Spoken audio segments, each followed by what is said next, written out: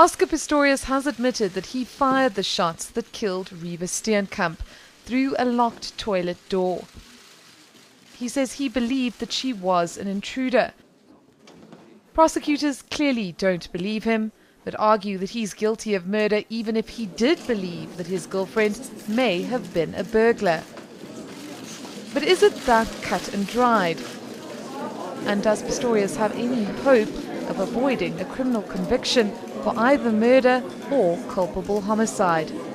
If the court accepts the subjective, honest belief that he alleges that he thought he was under attack, he could escape liability on murder on an intention defense, that he lacked the criminal intent to murder somebody. If the court accepts that he behaved according to the standard of the ordinary, reasonable, disabled person and was therefore not negligent, then he could escape liability.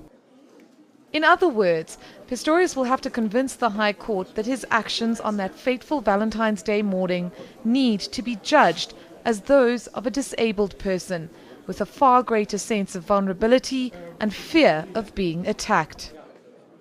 I think that needs to be prefaced by the fact that particularly in South Africa, many instances where people break into houses, they don't just go and steal the television set, they often kill the occupants. But the state says witnesses heard a woman scream before they heard the sound of Pistorius's gun firing. Tucson says solid forensic evidence will be crucial to finding out what really happened. The forensic evidence is critical and game-changing.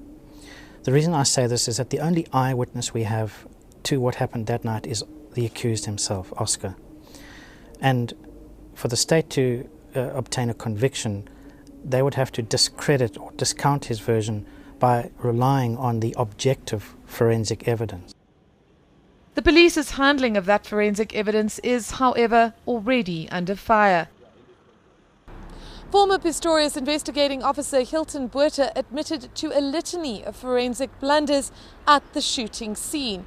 He walked through it without protective footgear.